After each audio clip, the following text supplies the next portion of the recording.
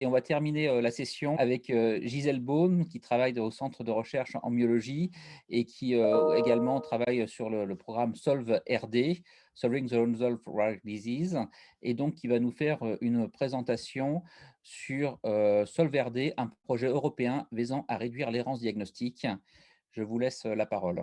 Bien, merci beaucoup. Bonjour à tous et merci aux organisateurs de me donner l'opportunité de parler aujourd'hui au cours de ce meeting de la Fondation Maladies Rares. Meeting qui est toujours très instructif et j'ai beaucoup appris tout au long de la journée, même si j'ai dû m'éclipser en début d'après-midi. Donc, on va terminer cette journée et j'ai la joie de vous présenter le projet européen auquel je participe depuis 2018, qui s'appelle Solverde et qui est un projet européen qui vise à réduire l'errance diagnostique. Alors, c'est un projet européen, comme je viens de le dire, démarré en janvier 2018 pour 5 ans et qui réunit 22 partenaires dans 10 pays différents, qui depuis a agrégé d'autres partenaires, puisqu'on a pu associer 23 nouveaux partenaires et 40 collaborateurs. Donc ce gros projet est coordonné par Olaf Reis et Holm Gressner de l'Université de Tübingen et coordonné également avec Han Brunner de l'Université de Nijmegen et Anthony Brooks de l'Université de Leicester. Et donc, comme je le disais, l'objectif de ce projet, il est unique, il est simple, c'est résoudre les cas non résolus de maladies rares. Alors, on a dit ça, on a tout dit, mais il reste un gros travail. Donc, le périmètre de ce projet est large et s'adosse à un ensemble de réseaux européens de référence, des ERN. Donc, l'ERN Ithaca, qui se focalise sur les maladies des malformations congénitales rares et syndromes avec troubles intellectuels et autres troubles du développement neurologique. L'ERN EuroNMD, qui se focalise sur les maladies neuromusculaires rares. L'ERN RND, sur les maladies rares neurologiques. Et l'ERN Genturis, sur les syndromes génétiques rares de risque de tumeur. Donc ça, c'était les 4 ERN initiaux au départ du projet. Et en cours de route, 2 autres ERN nous ont rejoints. Donc l'ERN RITA, qui se focalise sur les maladies rares immunologiques. Et puis l'IRN EPIRARE, qui lui travaille sur les épilepsies rares et complexes. Et sont associés aussi à ce gros projet 2 réseaux nationaux, 2 programmes nationaux de patients non diagnostiqués en Espagne et en Italie. Alors, avec tout ce monde, qu'est-ce que l'on fait? Alors, voici ici la structure du projet. L'objectif est donc d'identifier les causes des patients sur le diagnostic, et ce, en partageant sur une infrastructure, une base de données européenne, à la fois les données phénotypiques codées et les données génomiques des patients. Et l'objectif final du projet, c'est de partager et de réanalyser tous ensemble 19 000 datasets de ces patients. Réanalyser des données déjà disponibles d'exomes associés à leur phénotype par des analyses croisées d'outils mis en commun, ce qui peut permettre d'identifier des cas en croisant toutes ces données qui auraient échappé à la patrouille, si je puis dire, par les analyses locales. Dans le cas où on ne retrouve pas, on n'identifie pas les causes, eh bien, le projet a un budget qui permet de faire des nouvelles analyses qui vont aller plus loin qu'un simple exome ou un génome. On va pouvoir faire du RNA sec, du long read, de l'épigénome, du métabolome, des protéomes. Et il y a un budget pour 6 000 analyses de ce type. Alors, vous me direz, analyser avec les outils in silico toutes ces données en croisant les phénotypes et les génotypes, c'est une chose, mais il faut aussi valider, puisque c'est un projet de recherche, on n'est pas que dans du diagnostic courant de soins. Là, on a une version, une valence recherche, et donc avec l'identification de nouveaux gènes. Et qui dit nouveaux gènes dit validation fonctionnelle, bien entendu, des nouveaux gènes, mais aussi des nouveaux variants. Et donc, il y a aussi dans ce projet une dimension, il y a un budget dédié à fournir, à évaluer des demandes rapides de validation fonctionnelle de gènes, avec possibilité de financer 50 grants à la hauteur de 20 000 € pour initier la mise en place de modèles animaux nécessaires à la validation fonctionnelle. Et enfin, à côté de cette partie analyse génomique, phénotype, génotype, validation fonctionnelle, eh bien, il y a aussi toute la dimension retour vers le patient avec différents aspects socio-économiques, traitements, sur lesquels je reviendrai à la fin de cette présentation. Alors, une autre façon de vous présenter comment fonctionne ce projet, eh bien, vous avez le patient avec sa maladie rare, on va voir son échantillon déjà séquencé ou pas, ces données phénotypiques que l'on va coder, et là intervient notamment toute l'équipe d'Orphanet qui travaille avec les équipes de l'Eister, de Barcelone et de Nimeg pour faire du codage phénotypique et croiser avec les données génotypiques. On va avoir aussi possibilité d'identifier à l'aide de métadonnées où sont banqués tous les échantillons biologiques des patients. Ces données génotypiques et phénotypiques vont être déposées sur cette plateforme RD Connect et permettre, sur cette plateforme génome-phénome plateforme, de réanalyser ces données et de les croiser. Les résultats reviennent aux chercheurs, aux cliniciens, soit avec des variants d'intérêt, et ça permet de poser un diagnostic et de retourner au patient, soit avec des choses qui ne sont pas évidentes, et on retourne, et on va pouvoir éventuellement, comme je le disais tout à l'heure, passer à l'échelle suivante, à l'étape suivante, en refaisant d'autres analyses de type whole génome, RNA-seq, métabolome, épigénome, selon la question posée. Donc ça, c'est le grand principe. Donc, vous l'aurez compris, ça repose sur une collection de données sur cette plateforme RD Connect et notamment Genome Phenome Analysis Platform, ce qu'on appelle maintenant JPAP, où tout est colligé. Alors, ça nécessite une standardisation des données recueillies. Je vous en ai parlé avec les codes phénotypiques de type HPO et le gros travail de toute l'équipe d'Orphanet ici pour aider à mieux coder tous les types de maladies rares. Il faut aussi déposer un pédigré et les données génomiques dont on dispose en phase Q, BAM ou CRAM, selon ce que l'on a, et associer donc toutes les métadatas, notamment où sont disponibles des échantillons pour des études ultérieures. Voilà le fonctionnement du projet. Alors, nul besoin de vous dire qu'il y a dans cette infrastructure, il y a ce qu'on appelle le wet lab, toutes les analyses génotypiques, etc. Mais il y a une grosse partie informatique avec plusieurs équipes de bioinformatique qui développent toutes ces infrastructures pour le partage de données. Alors ici, les différentes cohortes que l'on souhaite analyser au cours de ce projet.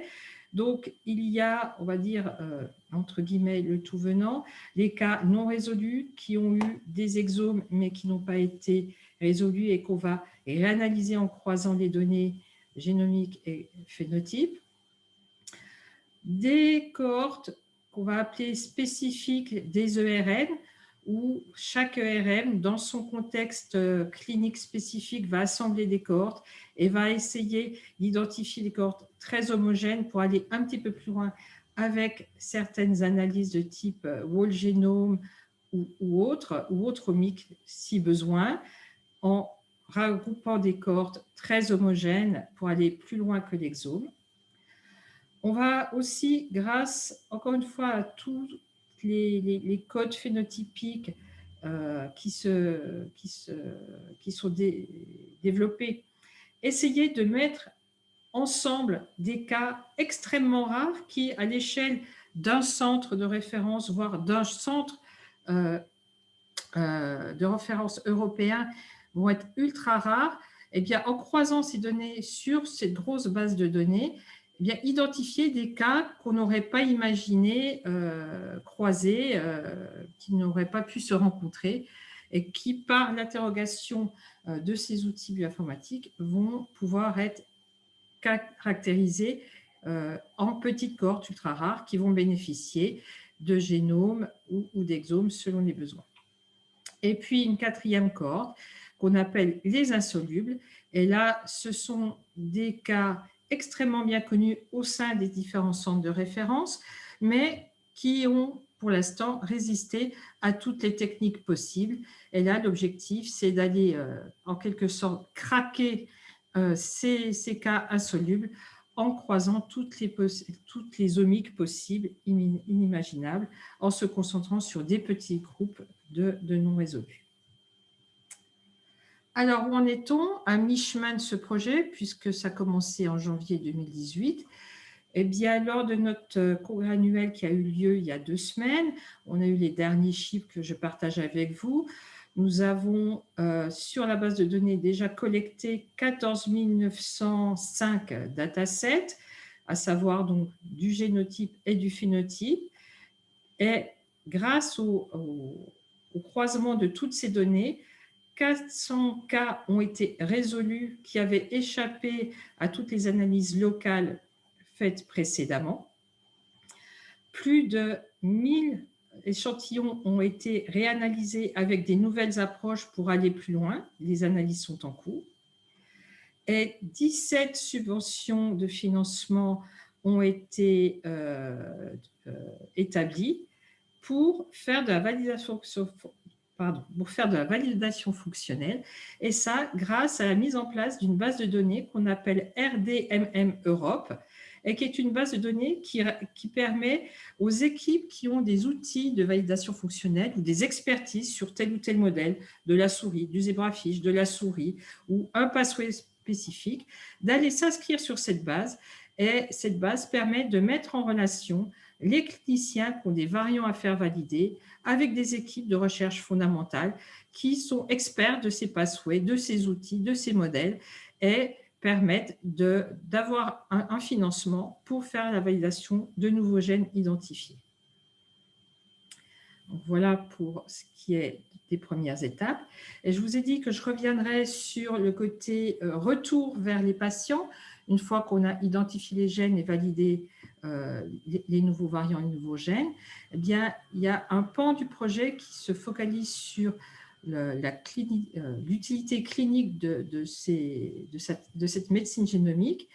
Alors, une partie concerne aller améliorer le retour vers les patients, donc tout ce qui est autour du conseil génétique, et 2 équipes basées à Manchester et à Prague ont fait des études de l'experience-based co-design pour communiquer autour du retour des résultats génétiques de haut débit auprès des patients. Et ils ont identifié différents points à améliorer, et tout ça est en interaction étroite avec les groupes de patients au niveau de Eurordis, et c'est en train d'être disséminé au niveau différents ERN et groupes de patients à Eurordis. Reste 2 minutes. D'accord, mais j'ai quasiment fini. L'autre point, on l'a évoqué un peu ce matin, c'est le coût économique de cette médecine génomique, et je vous encourage vivement à assister à la conférence européenne qui aura lieu la semaine prochaine, organisée par l'équipe d'Aurore Pellissier et Christine Perron de l'Université de Dijon, qui travaille sur les coûts économiques, l'évaluation de cette médecine génomique au niveau européen. Et enfin, dernier point, s'il est intéressant et important de poser un diagnostic sur toutes ces maladies rares, il est aussi important de réduire autant que faire se peut l'étape vers le traitement. Parce que souvent, une fois qu'on a le diagnostic, commence un deuxième parcours très long qui va vers le traitement.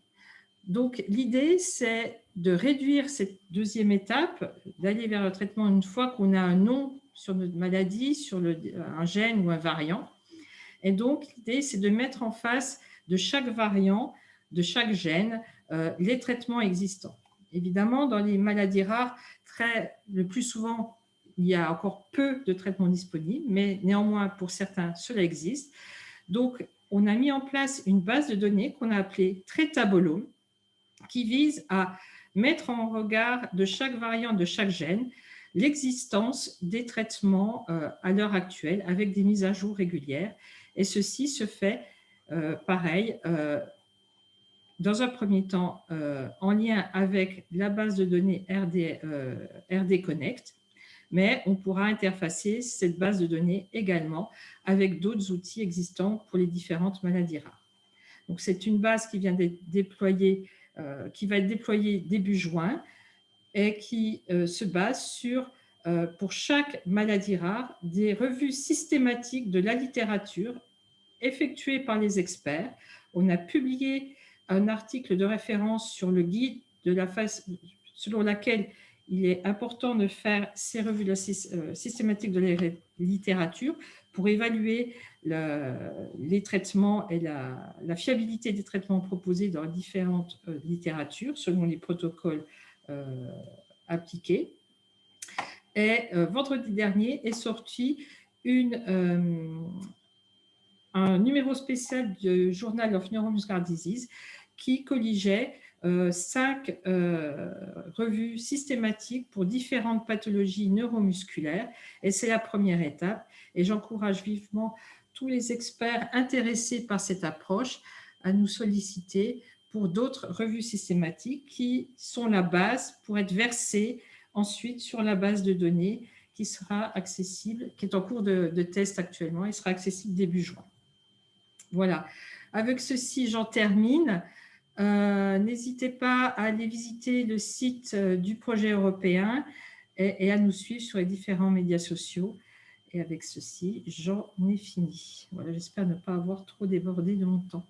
Merci beaucoup.